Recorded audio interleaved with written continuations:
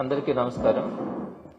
ఈ మధ్య అందరం చూస్తూ ఉన్నాం, మద్యం కుంభకోణము సుమారుగా 20,000 కోట్లు 25,000 కోట్లు అనే పదాలతో చంద్రబాబు నాయుడు గారు ఎప్పుడు చేసేటువంటి డైవర్షన్ పాలిటిక్స్ లో భాగంగా ఈ మద్యం పాలసీని ఒక కుంభకోణంగా చిత్రీకరించి దాని గురించి పెద్ద ఎత్తున అవాస్తవాలు గనక రోజు గనక చెప్పగలిగితే అది ప్రజలు నిజమని నమ్ముతారని చెప్పి చంద్రబాబు నాయుడు గారు ఎప్పుడు వెళ్లే పాలసీలో భాగంగా ఈ మద్యం మీద కూడా ఆయన తీసుకురావడం కూడా జరిగింది. దీనికి సంబంధించి ప్రజలకి కానీ అందరికీ కూడా కొన్ని వాస్తవాలు తెలియచేయాలన్న ఉద్దేశంతో ఈరోజు ఇక్కడ ఈ ప్రెస్ మీట్ ను కూడా కండక్ట్ చేయడం జరుగుతుంది. యాక్చువల్గా సెప్టెంబర్ 2024 అంటే లాస్ట్ ఇయర్ సెప్టెంబర్లో ఈ 20,000 కోట్లు నుంచి 25,000 కోట్ల మధ్యలో ఈ 2019-24 మధ్య కాలంలో వైఎస్ఆర్సీపీ ప్రభుత్వంలో ఒక స్కామ్ జరిగింది అన్న ఒక ఆరోపణతో చంద్రబాబు నాయుడు గారి ప్రభుత్వం వచ్చిన తర్వాత సిఐడి వాళ్ళ ద్వారా ఒక కేసుని ఫైల్ చేయించడం కూడా జరిగింది. ఆ తర్వాత అక్టోబర్ నెలలోనే సుమారుగా 20 డిస్టిలరీస్ మీద ఒకే టైంలో దాడులు నిర్వహించారు. కంప్లీట్ డేటా తీసుకోవడానికి కూడా ప్రయత్నించారు. సుమారుగా 2 రోజుల పాటు ఆ 20 డిస్టిలరీస్ లో అవన్నీ కూడా ఎంక్వైరీ చేసిన తర్వాత ఎక్కడా కూడా చిన్న ఎవిడెన్సెస్ కూడా దొరకకపోగా 8 నెలల తర్వాత ఒక వాసుదేవరెడ్డి, సత్యప్రసాద్ అనే ఇద్దరు ఇచ్చినటువంటి కేవలం ఒక కన్ఫెషన్ స్టేట్మెంట్ ని బేస్ చేసుకుని రాజశేఖర రెడ్డి కసిరెడ్డి అనే వ్యక్తిని మొన్న అరెస్ట్ చేసి 3,000 కోట్ల అవినీతి జరిగింది అని చెప్పి ఆ రిమాండ్ రిపోర్ట్ లో కూడా రాయడం జరిగింది. ఒక్కసారి కనుక చూస్తే 8 నెలల పాటు సుమారుగా సిఐడి, సిట్టు వీళ్ళందరూ కూడా దర్యాప్తులు చేసి ఏ ఆధారాలు దొరకకుండా ఒక కన్ఫెషన్ స్టేట్మెంట్ ని బేస్ చేసుకుని ఈరోజు రాజిరెడ్డి అనే వ్యక్తిని అరెస్ట్ చేసి అది కూడా తప్పుడు వాంగ్మూలం అవన్నీ కూడా రికార్డు కూడా చేయడం జరిగింది. అసలు ఎందుకు ఇలా జరుగుతా ఉంది? దీనికి ముందు 2023 అక్టోబర్ 28వ తారీఖున అదే చంద్రబాబు నాయుడు మీద 2014-19 మధ్యలో లిక్కర్ స్కామ్స్ మీద పూర్తి ఎవిడెన్సెస్ తో చంద్రబాబు నాయుడు గారు A3గా ఉంటూ సిఐడి కేసు కూడా నమోదు చేస్తుంది. సో అక్కడ ఉన్నటువంటి సెక్షన్స్, ఇక్కడ ఉన్నటువంటి అదే సెక్షన్స్ ని పెట్టి మళ్ళా కొత్తగా చంద్రబాబు నాయుడు గారు కేసు పెట్టినారు. దీనికి సంబంధించినటువంటి బ్రీఫ్ పాయింట్స్ ని కొన్నింటిని ప్రజల దృష్టికి తీసుకురావాలన్న ఆలోచనతో ఈ రోజు మీ ముందు కూడా రావడం జరిగింది. ప్రధానంగా మీకు నేను కొన్ని విషయాలు మీ దృష్టికి తీసుకొని వస్తాను. ఒకటి, ప్రజల్లో ఉండే అపోహ ఏంటంటే ఈ మధ్య చాలా తెలుగుదేశం పార్టీ వాళ్ళు కానీ వారందరూ కూడా చెప్తున్నది 2019-24 మధ్యలో వైఎస్ఆర్సీపీ ప్రభుత్వం మద్యంలో విపరీతంగా డబ్బులు సంపాదించింది అనే మాటని ఎక్కువ వింటున్నారు. దానికి ప్రధానంగా చెప్పేటువంటి ఒక అంశం ఏంటంటే ఈ మధ్య కాలంలో అంతకుముందు ఒక సాఫ్ట్వేర్ ఉంది, సీటెల్ సాఫ్ట్వేర్ ఉంది. ఆ సాఫ్ట్వేర్ ని తీసేసి మొత్తం మాన్యువల్ గా అమ్మేసుకొని మొత్తం డబ్బులు అవన్నీ కూడా గందరగోళం చేసినారు. సాఫ్ట్వేర్ సిస్టమే లేకుండా ఈ కరప్షన్ అంతా కూడా జరిగింది అని చెప్పి మనం చూస్తున్నాం. సీటెల్ సాఫ్ట్వేర్ ఉండింది, దాన్ని రద్దు చేసింది వైఎస్ఆర్సీపీ అని. దీనికి సంబంధించి నేను మీకేం చెప్తానంటే ఈ సాఫ్ట్వేర్ సిస్టమ్స్ అన్నది ఎప్పుడు కూడా ఒక థర్డ్ పార్టీ మెయింటైన్ చేస్తూ ఉంటుంది ఎక్కడైనా కూడా గవర్నమెంట్ సిస్టమ్స్ లో. అందులో భాగంగా టీడీపీ గవర్నమెంట్ ఉన్నప్పుడు సీటెల్ వాళ్ళకి ఇచ్చింది సాఫ్ట్వేర్. అయితే వైఎస్ఆర్సీపీ వచ్చిన తర్వాత షాప్స్ అన్ని కూడా గవర్నమెంట్ షాప్స్ చేసిన తర్వాత దానికి సంబంధించి సీటెల్ సాఫ్ట్వేర్ అనేది సింక్ కాలే వీళ్ళకి. అందుకని వీళ్ళు ఒక కొత్త సాఫ్ట్వేర్ ని విశిష్ట సాఫ్ట్వేర్ అన్నదాన్ని వైఎస్ఆర్సీపీ వచ్చిన తర్వాత సీటెల్ కంటే కూడా అత్యంతమైనటువంటి పకడ్బందీగా ప్రతి ఇన్ఫర్మేషన్ కూడా ఆ సాఫ్ట్వేర్ లో పొందుపరిచేలాగా ఒక అత్యాధునికమైనటువంటి ఫెసిలిటీస్ తో ఈ విశిష్ట సాఫ్ట్వేర్ ని తీసుకొని వచ్చి దాన్ని ఇంప్లిమెంట్ చేయడం జరిగింది. అంటే ఇప్పుడు ఇంకొక విషయం కూడా చెప్తున్నాను. ఇప్పుడు విశిష్ట సాఫ్ట్వేర్ అన్నది వైఎస్ఆర్సీపీ ప్రభుత్వంలో ఇన్స్టాల్ అయింది, దాన్ని ఇంప్లిమెంట్ చేసినారు కదా. ఈ రోజుకి కూడా అదే విశిష్ట సాఫ్ట్వేర్ తెలుగుదేశం పార్టీ కూడా కంటిన్యూ చేస్తా ఉంది. మరి ఇలాంటి పరిస్థితుల్లో ఆ సీటెల్ సాఫ్ట్వేర్ అన్నది ఏదో ఒక గొప్ప సాఫ్ట్వేర్ అయినట్టుగా, అది గవర్నమెంట్ కి సంబంధించింది అయినట్టుగా, దాన్ని ఏదో వైఎస్ఆర్సీపీ ఇంప్లిమెంట్ చేయనట్టుగా, దానివల్ల ఏదో కరప్షన్స్ జరిగినట్టుగా ఈ రోజు టీడీపీ నాయకులు కానీ ప్రభుత్వం కానీ మాట్లాడుతూ ఉంది. సో ఇది ఈ విశిష్ట సాఫ్ట్వేర్ అన్నది వైఎస్ఆర్సీపీ తీసుకొచ్చిన తర్వాత అదే సాఫ్ట్వేర్ ని ఈ రోజు కూడా టీడీపీ వచ్చిన తర్వాత 1 సంవత్సరమైనా కూడా అదే సాఫ్ట్వేర్ ని కంటిన్యూ చేస్తుంది కదా. ఎందుకు ఈ విధంగా అబద్ధాలు మోసాలు చెప్తా ఉన్నారు?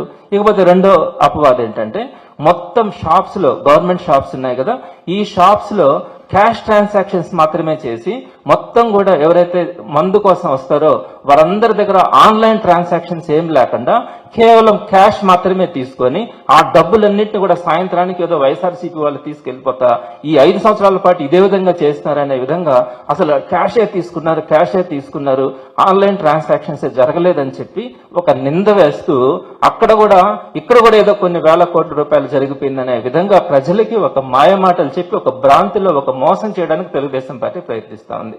నేను దీనికి సంబంధించి ఏం చెప్తున్నానంటే, ఒక గవర్నమెంట్ సంబంధించి ఈ లిక్కర్ షాప్స్ అన్ని కూడా ఇంట్రడ్యూస్ చేసిన తర్వాత మొట్టమొదట్లో ఈ ఆన్లైన్ ట్రాన్స్ఫర్స్ కి సంబంధించి ఈ పేటిఎం కానీ అదేవిధంగా మనకున్నటువంటి ఫోన్ పే సిస్టమ్స్ కానీ debit card credit card systems అన్నిటిని కూడా తీసుకొచ్చే క్రమంలో కొంత సమయం పట్టింది.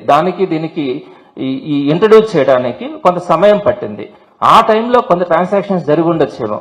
ఆ తర్వాత పకడ్బందీగా ఒక గవర్నమెంట్ సిస్టంలోకి వచ్చిన తర్వాత అక్కడ ఒక ఎంప్లాయీస్ ఉన్న తర్వాత కొన్ని వేల షాప్స్ రాష్ట్రంలో ఉన్నప్పుడు ఖచ్చితంగా ఈ సిస్టమ్స్ అన్నిటి కూడా తీసుకురావడం కూడా జరుగుతుంది.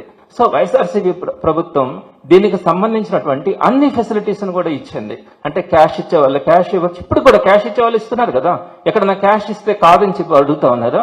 ఆ రోజు కూడా అన్ని ట్రాన్సాక్షన్స్ కి అవకాశం ఇచ్చింది. క్యాష్ కి ఇచ్చింది, ఫోన్ పే ఇచ్చింది, అదేవిధంగా పేటిఎం ద్వారా పే చేసుకోవచ్చు, అలానే credit card, debit card, every system ని కూడా వైఎస్ఆర్సీపీ ప్రభుత్వం ఇంప్లిమెంట్ చేసింది. అయితే దాన్ని కప్పిపుచ్చుకుంటా కేవలం క్యాష్ ట్రాన్సాక్షన్స్ మాత్రమే చేసిందని చెప్తారు. నేను ఇంకోటి కూడా చెప్తున్నాను, క్యాష్ ట్రాన్సాక్షన్స్ చేసినా కూడా ప్రతి రోజు కూడా సాయంత్రానికల్లా AP state beverages corporation limited Andhra Pradesh government కి సంబంధించినటువంటి దాంట్లో ప్రతి రూపాయి కూడా ఈ ఎంప్లాయీస్ ఏదైతే ఉన్నారో స్టేట్ బ్యాంక్ వెళ్ళి మొత్తం డిపాజిట్ చేయాలి. ఇది చివరి రోజు దాకా కూడా జరిగింది. మీరందరూ కూడా వెరిఫై చేసుకోవచ్చు. ఒక్క రూపాయి కూడా బ్యాలెన్స్ లేకుండా ప్రతి షాప్ లో కూడా అక్కడ ఉన్నటువంటి ఎంప్లాయీస్ ఎవరైతే ఉన్నారో ఈ కార్పొరేషన్ కి సంబంధించి క్యాష్ ట్రాన్సాక్షన్ జరిగినటువంటి ప్రతి రూపాయిని కూడా తీసుకెళ్లి వాళ్ళు డిపాజిట్ చేస్తున్నారా లేదా అనేది ఈ రోజైనా వెరిఫై చేసుకోవచ్చు. గవర్నమెంట్ మీ దగ్గర ఉంది కదా. అదే అక్కడ కాకుండా క్యాష్ ట్రాన్సాక్షన్స్ చేసుకున్నారు, ఆ డబ్బులు ఎత్తుకెళ్ళిపోయినారని మాట్లాడితే గవర్నమెంట్ ఎందుకండి ఉంటది? ఎందుకు ఇంది విధంగా అబద్ధాలు చెప్తున్నారు? మీ చేతిలో ప్రభుత్వం ఉంది కదా, ఇప్పుడు మీరు వెరిఫై చేసుకోవచ్చు కదా. ఆన్లైన్ ట్రాన్స్ఫర్స్ కాకుండా వచ్చినటువంటి ప్రతి రూపాయి కూడా ఈ విధంగా బ్యాంకులో జమ చేస్తున్నారా లేదా అనేది మీకు కూడా తెలుస్తుంది. కాబట్టి ఇవన్నీ కూడా అబద్ధపు మాటలు, మోసపు ప్రచారాలు చేస్తా తెలుగుదేశం పార్టీ ఈ రోజుకి కూడా కాలం గడుపుతా ఉంది. ఇంకపోతే 3వ పాయింట్కి వచ్చేటప్పటికి విషపూరితమైనటువంటి బ్రాండ్లు ఇచ్చినారు, దాన్ని తాగి చనిపోతా ఉన్నారని చెప్పినారు. ఎంత దురదృష్టకరం అంటే ఈ రోజు ఎవరైనా వస్తే అతిథి ఇంటికి వస్తే కాఫీ ఇస్తామండి, పక్కనుండే వాళ్ళు ఎవరైనా దాంట్లో ఇందాక బల్లిబడింది అని చెప్పినారనుకోండి, ఎంత ఆందోళన చెందుతారు. తాగుతారా? నిజంగా అది టేస్ట్ గా ఉన్నా కూడా అది మంచిదైనా కూడా తాగుతారా? అలాంటి భయాన్ని కలిగించింది తెలుగుదేశం పార్టీ కానీ ఇంకొక పార్టీ కూడా.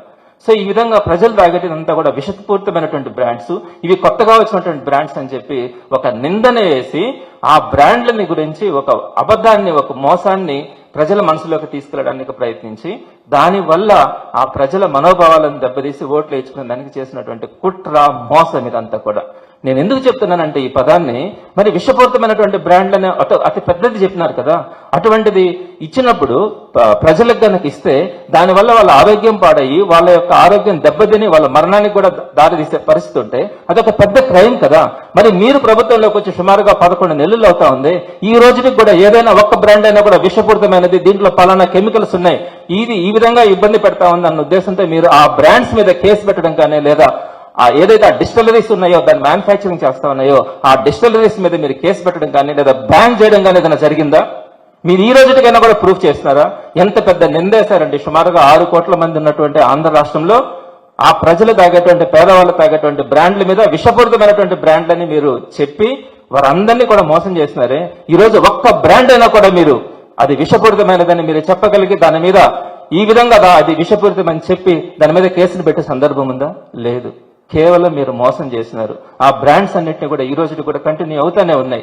ఆ బ్రాండ్స్ అన్ని కూడా ఎవరు తెచ్చారు? ఆ డిస్టిలరీస్ అన్ని కూడా ఎవరు స్టార్ట్ చేస్తారు? మీ హయాంలో స్టార్ట్ చేస్తున్నారే కానీ ఒక్క బ్రాండ్ కానీ ఒక్క డిస్టిలరీ కానీ వైఎస్ఆర్సీపీ గవర్నమెంట్ ప్రారంభం కాలేదు. ఇది నిజం, ఇది వాస్తవం. కానీ మీరేం చేశారు? పదే మోసం చేస్తున్నారు. అదేవిధంగా కొంతమందికే ఇచ్చినారు, వాళ్ళకు సంబంధించినటువంటి డిస్టిలరీస్ కు మాత్రమే పర్మిషన్స్ ఇచ్చి వాళ్ళ దగ్గరనే కొనుగోలు చేస్తున్నారన్నారు. ఇది వాస్తవమా? మీరు చేశారు. కేవలం 4 డిస్టిలరీస్ దగ్గర మాత్రమే మోర్ దాన్ 50% స్టాక్ ని మీరు ప్రొక్యూర్ చేసినారు. అదే వైఎస్ఆర్సీపీ గవర్నమెంట్ లో ఒక్కరికి కూడా ఇంచుమించుగా 10 to 12% కంటే కూడా దాటి ఒక్క డిస్టిలరీ కూడా ఇవ్వకుండా ఉన్నటువంటి ప్రతి ఒక్కరికి 5%, 6%, 10% అట్లా అందరినీ కూడా న్యాయం చేసి ప్రతి డిస్టిలరీస్ నుంచి కూడా కొనుగోలు చేసింది వైఎస్ఆర్సీపీ గవర్నమెంట్. మీరు మాత్రం కేవలం ఒక 4 డిస్టిలరీస్ కు మాత్రమే టోటల్ గా స్టాక్ అంతా కూడా వాళ్ళ దగ్గర నుంచి మాక్సిమం కొనుక్కునేలాగా మీరు చేసినటువంటి ప్రయత్నం అదంతా కూడా. ఇకపోతే మూడోది సేల్స్ అండి. నేను ఈ పాయింట్ మీకు చెప్తాను. విచ్చలవిడిగా అసలు ఏ స్టాక్ చేస్తున్నారో తెలియదు, ఏ స్టాక్ అమ్ముతున్నారో తెలియదు. వాళ్ళు ఇష్ట ప్రకారం చేస్తున్నారు, వాళ్ళ ఇష్ట ప్రకారం క్యాష్ ట్రాన్సాక్షన్స్ చేస్తారని చెప్తున్నారు. నేను చెప్తా ఉన్నాను, ఈరోజు వాస్తవం చెప్తున్నాను. 2019-24 మధ్యలో వైఎస్ఆర్సీపీ ప్రభుత్వం టైంలో ఎవరైనా కూడా లిక్కర్ షాప్కి వెళ్ళి ఒక బాటిల్ కనుక తీసుకుంటే దాన్ని స్కానింగ్ చేసి ఆ తర్వాత మాత్రమే దాన్ని సేల్స్ చేసేవాళ్ళు. అలా స్కాన్ చేసిన దానివల్ల ఆ రోజు ఏ టైంలో ఏ బ్రాండ్ ముందు అమ్మినారన్నది క్లియర్ డేటా ఈ రోజుకి కూడా ఏదైతే ఆ విశిష్ట సాఫ్ట్వేర్ ఉందో ఆ సాఫ్ట్వేర్ ద్వారా ఏపీ స్టేట్ బెవరేజెస్ లిమిటెడ్ వాళ్ళ దగ్గర ఈ రోజుకి కూడా డేటా అంతా కూడా ఉంది. అంత క్లియర్ గా స్కానింగ్ చేసి ప్రతి బాటిల్ ని కూడా కొనుగోలు చేయడం కానీ షాపులోకి లోపలికి వచ్చినప్పుడు, అదేవిధంగా ఏ ఒక్కరు కొనుక్కున్నా కూడా స్కానింగ్ చెయ్యకుండా ఒక్క బాటిల్ అమ్మిన సందర్భం కూడా 2019-24 మధ్యలో వైఎస్ఆర్సీపీ ప్రభుత్వం చేయలేదు. దానికి ముందు మీరు ప్రైవేట్ షాప్స్ ఉన్నాయి, దానికి తర్వాత ప్రైవేట్ షాప్స్ ఉన్నాయి టీడీపీ గవర్నమెంట్ లో. ఒక్క షాప్ లోనైనా కూడా ఒక్కసారైనా కూడా ఎవరైనా కనుక మందు లిక్కర్ షాప్స్ లో కనుక స్కాన్ చేసి రికార్డెడ్ గా కనుక అమ్మిన సందర్భం ఈ రోజు కూడా లేదు.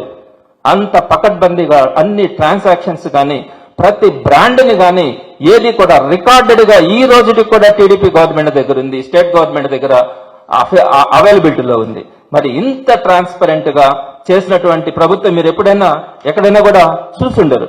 అదేవిధంగా జగన్మోహన్ రెడ్డి గారు తీసుకొచ్చినటువంటి అద్భుతమైనటువంటి రీఫార్మ్స్ అనేకమైన ఎడ్యుకేషన్ గురించి కానీ హెల్త్ గురించి కానీ అనేకమైనటువంటి ఇంపార్టెంట్ ఇష్యూస్ అన్నింటినీ కూడా గవర్నమెంటైజ్ చేసి పేదలకి ప్రజలకి అందరికీ కూడా అందుబాటులో ఉండాలా అని తపన పడినటువంటి వ్యక్తి జగన్మోహన్ రెడ్డి గారు. మరి దీనికి సంబంధించి ఆ రోజు ఏదైతే ప్రైవేట్ షాపులు ఉన్నప్పుడు విచ్చలవిడిగా దోచుకుంటా విచ్చలవిడిగా ఎక్కడ పడితే అక్కడ షాపులు పెట్టి బెల్ట్ షాపులు ఇవన్నీ కూడా ఉంటున్న సందర్భంలో ఒక గవర్నమెంట్ సిస్టమ్స్ ని తీసుకొని వచ్చి ప్రైవేటు వ్యక్తుల్ని పూర్తిగా తొలగించి ఆయన చేసింది ఏంటి? సుమారుగా తెలుగుదేశం పార్టీ గవర్నమెంట్ లో 4380 షాపులుంటే వాటన్నింటిని కూడా తగ్గించి 2934 షాపులు చాలు, ఈ మెయిన్ సెంటర్స్ లో ఇవి పెట్టండి, జనాలకి ఇబ్బంది లేని దగ్గరలో పెట్టండి అని చెప్పి 2934 షాపులు మాత్రమే పెట్టడం కూడా జరిగింది. మిగతా అన్ని కూడా ఇళ్ల మధ్యలో ఉండేటివి కానీ అపార్ట్మెంట్స్ దగ్గర ఉండేటివి కానీ వాటన్నింటినీ కూడా తీసేసి 33% షాప్స్ ని తీసేసినారు. ఇంకొక మూడో పాయింట్ ఏంటి? సుమారుగా 43,000 బెల్ట్ షాపులు ఉన్నాయి 2014-19 మధ్య టీడీపీ గవర్నమెంట్ లో. వాటన్నింటినీ కూడా జగన్మోహన్ రెడ్డి గారు వచ్చిన తర్వాత ఒక్క బెల్ట్ షాప్ కూడా లేకుండా చేసినారు. బెల్ట్ షాప్ ఎవరు పెడతారండి? ఒక లిక్కర్ షాప్ ఉన్నప్పుడు దానికి సంబంధించి బెల్ట్ షాప్స్ పెడతారు. గవర్నమెంట్ షాప్స్ ఉన్నప్పుడు లోపల గవర్నమెంట్ ఎంప్లాయీస్ ఉన్నప్పుడు ఎటువంటి పరిస్థితుల్లో కూడా వాళ్ళకి బెల్ట్ షాపులు పెట్టాల్సిన అవసరం గవర్నమెంట్ షాప్ రన్ చేసే వాళ్ళకి ఎంప్లాయీస్ ఉండదు. మీరు ఒక్క బెల్ట్ షాపును కూడా 2019-24 మధ్యలో వైఎస్ఆర్సీపీ గవర్నమెంట్ లో ఒక్క షాపును కూడా ఉండదు. అలానే అంతకుముందు ఈ పర్మిట్ రూమ్స్ ఉన్నాయి 4380 షాప్స్ లో పర్మిట్ రూమ్స్ ఉన్నాయి. 5 లక్షల రూపాయలు గవర్నమెంట్ తీసుకొని పర్మిట్ రూమ్స్ ఇచ్చి విచ్చలవిడిగా తాగిస్తా ఉంటే వైఎస్ఆర్సీపీ గవర్నమెంట్ వచ్చిన తర్వాత ఒక్క షాప్ లోనైనా కూడా మీరు స్టేట్ లో ఎక్కడైనా కూడా చూసుకోండి, ఒక్క గవర్నమెంట్ షాప్ లో కూడా పర్మిట్ రూమ్ లేకుండా 4380 పర్మిట్ షాప్స్ అన్నిటిని కూడా పర్మిట్ రూమ్స్ అన్నిటిని కూడా రద్దు చేసినటువంటి ఘనత జగన్మోహన్ రెడ్డి గారిది. అలానే మద్య నియంత్రణలో భాగంగా రేట్స్ పెంచుతామని చెప్పినారు. అక్కడ కూడా రేట్స్ పెంచి అందరికీ కూడా దాన్ని దూరం చేయాలన్న ఆలోచనతో కూడా వెళ్ళినటువంటి వ్యక్తి. సుమారుగా 20,000 మందికి ఎంప్లాయ్మెంట్ కూడా గవర్నమెంట్ సిస్టమ్ లో ప్రొవైడ్ చేసినటువంటి గొప్ప వ్యక్తి. అలానే ట్రాన్స్పరెంట్ గా స్కానింగ్ సిస్టమ్ ద్వారా ఆన్లైన్ క్యాష్ ట్రాన్సాక్షన్స్ ద్వారా ప్రతి ఫెసిలిటీని ఇచ్చి స్కానింగ్ చేసి మాత్రమే షాపులకు ముందు వస్తుంది, స్కానింగ్ చేసి మాత్రమే ఎవరైనా కూడా లిక్కర్ కావాలంటే ఇచ్చే పరిస్థితిలో అంత ట్రాన్స్పరెంట్ గా మనము ఆ రోజు 2019-24 మధ్యలో వైఎస్ జగన్మోహన్ గారి ప్రభుత్వంలో లిక్కర్ పాలసీని అంత ట్రాన్స్పరెంట్ గా చేయడం కూడా జరిగింది. అయితే ఆ విధంగా చేసినప్పుడు అమ్మకాలు కూడా తగ్గాయి, అమ్మకాలు కూడా తగ్గించాలనేది ఆయన ఆలోచన. అంత మంచి ఒక సిస్టమ్ ఉన్నప్పుడు దాన్ని ఈ రోజు ఒక ప్రైవేట్ వాళ్ళకు సంబంధించినటువంటి వ్యక్తుల చేతిలో ఈ రోజు మొత్తం కూడా దారాదత్తం చేసేసి ఈ లిక్కర్ పాలసీని అంతా కూడా లిక్కర్ మాఫియా చేతిలో పెట్టి ఈ రోజు అక్కడేదో జరిగిందని చెప్పి మీరు మాట్లాడుతూ ఉంటే ప్రజలు అమాయకుల, ప్రజలు ఈ విధంగా మీరు చెప్పే అబద్ధాలను నమ్ముతా ఉన్నారా అని బాధపడతా ఉన్నాం. ఈరోజు పరిస్థితి ఏంటి? స్కూల్స్ దగ్గర ఉన్నాయి, లిక్కర్ షాప్స్ అపార్ట్మెంట్స్ దగ్గర ఉన్నాయి, అదేవిధంగా దేవాలయాల దగ్గర, మసీదుల దగ్గర ఎక్కడ పడితే అక్కడ విచ్చలవిడిగా ప్రైవేట్ వాళ్ళ చేతుల్లో మీరు లిక్కర్ షాప్స్ పెట్టిన తర్వాత అడుగడుగున లిక్కర్ షాప్సే కనబడతా ఉన్నాయి. ఎక్కడైతే జనాలు తిరుగుతూ ఉంటారో, ఎక్కడైతే మహిళలు పిల్లలు తిరుగుతూ ఉంటారో వాటిల్నే బేస్ చేసుకొని మీరు ఈ రోజు షాప్స్ పెరుగుతున్నాయి. మీరు ఒక్కసారి చూడండి, నెల్లూరులో గత మనం 4-5 నెలలను చూస్తే 20 మర్డర్స్ జరిగినాయండి. వైఎస్ఆర్సీపీ ప్రభుత్వంలో జరిగినాయి. ఈ విధంగా ఎందుకు జరిగినాయి? ఎక్కడ పడితే అక్కడ విచ్చలవిడిగా మందు దొరుకుతా ఉంది, ఎక్కడ పడితే అక్కడ విచ్చలవిడిగా డ్రగ్స్ దొరుకుతా ఉన్నాయి. కాబట్టి ఈ రోజు యువత గానీ పిల్లకాయలు గానీ విచ్చలవిడితనం పెరిగిపోయింది. ఎక్కడ పడితే అక్కడ హత్యలు చేస్తా ఉన్నారు, కనిపించినట్టు పొడిచాడు పారేస్తా ఉన్నారు. ఇది ఒక్క నెల్లూరు జిల్లాలోనే కాదు, రాష్ట్ర వ్యాప్తంగా జరుగుతున్నటువంటి సమస్య. ఎందుకు జరుగుతా ఉంది? ఈ విచ్చలవిడితనం ఎక్కడి నుంచి వచ్చింది? ఎన్ని షాప్స్ తీసుకొని వచ్చినారు? ఎన్ని షాప్స్ ని పెడతా ఉన్నారు? ఇవన్నిటి కూడా మీరు ఆలోచించాలా. అదేవిధంగా ఈ రోజు బెల్ట్ షాపులు కూడా వేలా వేసే సిస్టమ్ ని ఈ రోజు మనం తీసుకొని వచ్చినాం. ఒక్కొక్క షాపుకి ₹1,00,000 నుంచి 2 లక్షలు 3 లక్షల వరకు కూడా. అదేవిధంగా నైట్ కనుక అమ్మగలిగితే వాళ్ళు అదనంగా దాన్ని మళ్ళీ పాడుకొని దాన్ని సేల్స్ చేసుకునే పరిస్థితికి తీసుకొని వచ్చినారు. ప్రతి షాప్ లో కూడా పర్మిట్ రూమ్ ఉంది. మీరు ఒకసారి చూడండి, ఏ షాప్ దగ్గరికి వెళ్తే పర్మిట్ రూమ్ దగ్గర, అది వాళ్ళ వైన్ షాప్ దగ్గర ఆ పక్కనే కూల్ డ్రింక్ షాప్ ఉంటుంది. వాళ్ళకి పర్మిట్ రూమ్ కనుక లేకపోతే అక్కడ కూల్ డ్రింక్ షాప్ ఎందుకు పెట్టాలా? కూల్ డ్రింక్స్ లో వాటర్ కానీ అవన్నీ కూడా కొనుక్కొని వాళ్ళు అక్కడ ఉన్నటువంటి పర్మిట్ రూమ్ లో మందు తాగాలి. కాబట్టి ప్రతి షాపుకి పక్కన కూల్ డ్రింక్ షాప్ ని ఈ రోజు చూస్తా ఉన్నాం. ఆ కూల్ డ్రింక్ షాప్ లో ఎట్టుంటది? 40 పైసలు చేసే వాటర్ ప్యాకెట్ ₹5, ₹10 చేసే బాటిల్ ఏదైనా ఉంటే దాన్ని ₹40. ఈ విధంగా విచ్చలవిడిగా దాన్ని కూడా మంత్రులు, ఎమ్మెల్యేలు వాటిని కూడా పాడుకొని ఈ రోజు లిక్కర్ సిస్టమ్ ని నవ్వులు పాలు చేసి ప్రజల ఆరోగ్యాలకు చెలగాట మాడుతున్నటువంటి ప్రభుత్వం ఏదైనా ఉందా అంటే టీడీపీ ప్రభుత్వం అనే చెప్పాలా. అదేవిధంగా టైం కూడా చూసుకొని మీరు ఇంతకు ముందు ఎంత ప్రాంప్ట్ గా ఎక్కడ కూడా గతంలో 11 to 9 జగన్మోహన్ రెడ్డి గారు అయితే మొట్టమొదటి 11 to 8 అన్నారు. ఆ తర్వాత అందరూ రిక్వెస్ట్ చేసిన తర్వాత 9 దాకా ఇచ్చారు. 8:55 కల్లా షాపును క్లోజ్ చేసుకుని ఎంప్లాయీస్ వెళ్ళిపోయినారు. ఈ రోజు మీరు ఎక్కడైనా కూడా చూస్తారా, కొంచెం షట్టర్ ఎత్తి పెట్టుంటారు, అట్టగా నాక్ చేస్తే టక్కన ఎత్తి మీకు ఏం మందు కావాలని ఇస్తారు. 24/7 ఈ రోజు అవైలబిలిటీలో ఉంది. ఎక్కడైనా మీకు హెల్త్ బాగాలేకపోతే మీకు సంబంధించిన మందుల షాప్ దొరకదేమో, కానీ ఎనీ టైం మనకి లిక్కర్ అన్నది అవైలబిలిటీలోకి తీసుకొని వచ్చినారు. ఈ రోజు 24/7 దొరుకుతా ఉంది. పర్మిట్ రూమ్స్ ఉన్నాయి. అలానే టార్గెట్ కూడా నేను నిన్ననే ఎంక్వైరీ కూడా చేసినాను. నేను ఈ రోజు మాట్లాడే ప్రతి మాట కూడా క్లియర్ ఎవిడెన్స్ తోనే ప్రతి ఒక్కటి వెరిఫై చేసుకొని మీతో మాట్లాడుతా ఉన్నాను. ఈరోజు ఏదైతే ఈ షాప్స్ గురించి చెప్తా ఉన్నారో, ప్రతి డిపార్ట్మెంట్ వాళ్ళు షాప్స్ కు ఫోన్ చేసి లాస్ట్ మంత్ లో నీకు ఇంత స్టాక్ మీ దగ్గర నుంచి సేల్ అయి ఉన్నది ఆ షాప్ లో, ఈ రోజు మీరు 20% ఎక్కువ మీకు టార్గెట్ పెడతా ఉన్నాము, దాన్ని రీచ్ కావాల్సిందే, మీరు ఏ విధంగా అమ్ముతారో అని చెప్పి వాళ్ళ మీద టార్గెట్ పెట్టినప్పుడు వాళ్ళ బెల్ట్ షాప్ సిస్టమ్స్ కానీ ఈ పర్మిట్ రూమ్ సిస్టమ్స్ కానీ వీటన్నిటిని కూడా విచ్చలవిడిగా తీసుకొని వచ్చి ఈ రోజు ప్రజల మీద ఈ మద్యాన్ని రుద్దే పరిస్థితి ఏర్పడతా ఉంది. చాలా గొప్పగా కూడా చెప్తా ఉన్నారండి, మేము వచ్చిన తర్వాత ఇంత మద్యంని సేల్స్ ని పెంచగలిగినాము, ఇంత విచ్చలవిడిగా ఇంచుమించుగా 20% దగ్గర నుంచి 50% దాకా కూడా మా దగ్గర లిక్కర్ సేల్స్ పెరిగిందని చెప్పి ఈరోజు ప్రభుత్వం సాక్షాత్తు అసెంబ్లీలో కానీ కౌన్సిల్లో కానీ మాట్లాడే పరిస్థితికి వచ్చిందంటే మనం ఏ పరిస్థితుల్లో ఉన్నామో అర్థం చేసుకోవాలి. మేము ఒక మంచి ఎడ్యుకేషన్ ఇస్తా ఉన్నాం, మనకు మంచి హెల్త్ సిస్టమ్స్ సంబంధించినటువంటి అవేర్నెస్ తీసుకొని వస్తున్నాం అని చెప్పుకోలేక ఈ రోజు లిక్కర్ సేల్స్ ని పెంచినామని చెప్పి చెప్పుకునే పరిస్థితులకు మనం వెళ్తా ఉన్నాం. అదేవిధంగా మీరు ఇంకొక విషయం కూడా తెలియాలా, ఈ ఎక్కడైతే బెల్ట్ షాప్స్ ఉన్నాయో వాటన్నింటిలో కూడా 10% నుంచి 20% ఎక్కువగా రేట్స్ తో ఈ రోజు అమ్ముతా ఉన్నారు. అన్నింటికంటే ప్రధానమైనటువంటి మీకు ఒక విషయం చెప్పాలా, నెల్లూరులో కూడా పేదరికం ఎక్కువగా ఉంది. నేను వింటా ఉన్నాను, చాలా మంది చెప్తున్నటువంటిది ఏంటంటే, అయ్యా లాస్ట్ 5 సంవత్సరాల్లో మా ఆయన శుద్ధంగా ఉన్నాడు, మాకు కూడా గవర్నమెంట్ నుంచి ₹4 డబ్బులు వస్తుంటే అందులో ఏదన్నా అతను తాగే పని తాగుతూ ఉన్నాడు, మిగతా మేము సర్దుకుంటున్నాం. ఈ రోజు అక్కడి నుంచి రావడంలా ఇక్కడ విచ్చలవిడిగా తాగడం ఎక్కువైపోయింది.